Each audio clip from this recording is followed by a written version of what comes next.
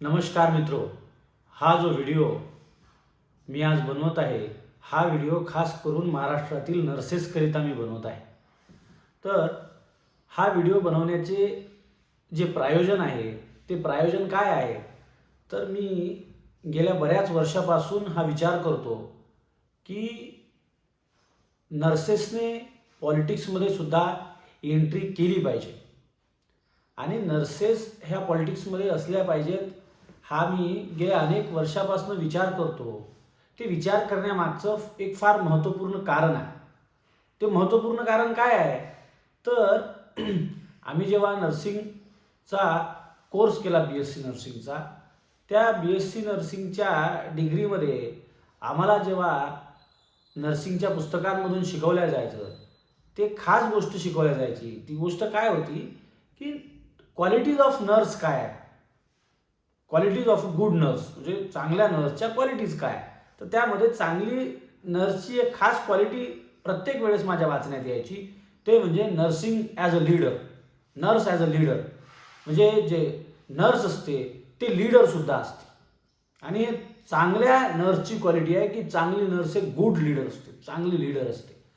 तर हे जे मी पुस्तकात वाचलं, जेव्हा मी 10 वर्ष प्रॅक्टिस केल्याच्या नंतर, 10 वर्ष जेव्हा मी ग्राउंड लेवलवर नर्सिंगची जी स्थिती बघितली, त्या स्थितीमध्ये माझ्या लक्षात आलं की पुस्तकामध्ये लिहिलं आहे की नर्स शुड बी लीडर किंवा चांगल्या नर्स ह्या चांगल्या लीडर असतात. परंतु जेव्हा मी ग्राउंड लेवलवर हे सगळंच्या सगळं बघत आलो, तर मी हे बघतो की नर्सिंगमध्ये लीडरशिपच नाही आहे. आणि हे फार मी खेदपूर्वक बोलतो आहे की नर्सिंगमध्ये लीडरशिप नाही आहे. नर्सिंगमध्ये जर लीडरशिप असेल तर तेवढ्या नर्सेसपुरती लीडरशिप आहे. परंतु नर्सिंगच्या हिताची प्लॅनिंगमध्ये नर्सेसचा कुठलाही भाग गेल्या 10 वर्षापासून मी बघत नाही.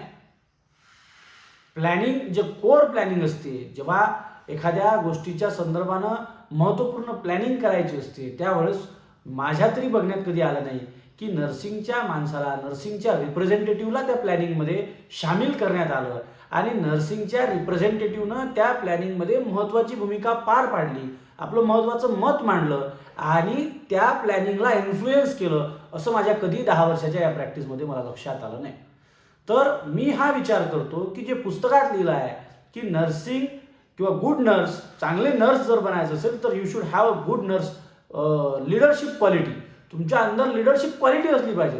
परंतु लीडरशिप क्वालिटी असली पाहिजे ते पुस्तकात आहे, परंतु ग्राउंड लेवलवर काही नाही. जर ग्राउंड लेवलवर काही नाही तर आम्ही असा विचार करतो की नर्सिंगमध्ये लीडरशिप डेव्हलपमेंट कार्यक्रम केला पाहिजे. हा नर्सिंगमध्ये लीडरशिप डेव्हलपमेंट कार्यक्रम करण्याची काय गरज आहे, कारण परिस्थिती अशी आहे की नर्सेसच्या असंख्य समस्या आहेत आणि असंख्य समस्या जर असतील तर माझा हे म्हणणं आहे की समस्या त्याच लोकांच्या असतात ज्यांचा नेतृत्व करणारा माणूस कणखर नसतो, ताकदवर नसतो. तर नर्सेसमध्ये जे शक्तिशाली लीडर जर तुम्ही तयार केले तर नर्सेसच्या सगळ्या समस्यांचं, सगळ्या प्रॉब्लेमचं समाधान आम्ही लोक करू शकतो. मित्रो, आज महाराष्ट्रभरामध्ये एक सगळ्यात महत्त्वाची समस्या जी चालू आहे ते म्हणजे महाराष्ट्र नर्सिंग काउन्सिलच्या माध्यमातून जे लायसन्सचं रिन्युअल करण्याचा कार्यक्रम आहे, रजिस्ट्रेशन रिन्युअलचा जो कार्यक्रम आहे, त्या रजिस्ट्रेशन रिन्युअलमध्ये आमच्या लोकांना CNE म्हणजे कंटिन्युइंग नर्सिंग एज्युकेशन हे कंपल्सरी करण्याचा जो कार्यक्रम MNCने केला आहे, त्या CNEच्या विरोधामध्ये असंख्य लोकांच्या मनामध्ये आहे की CNE नाही झाली पाहिजे. आम्हाला सुद्धा वाटते CNE नाही झाली पाहिजे. परंतु जर CNE झाली तर त्या CNE करिता ऑनलाईन प्लॅटफॉर्म उपलब्ध करून दिला पाहिजेत, अशी मागणी आम्ही गेल्या काही दिवसांपासून करून राहिलो. परंतु त्या मागणीसाठी आमच्या समर्थनामध्ये किंवा आमच्या बाजूनं जो नर्सेसचा जो जनमत आहे ते जनमत बनवण्यामध्ये आम्ही आज सध्यापर्यंत सफल झालो नाही.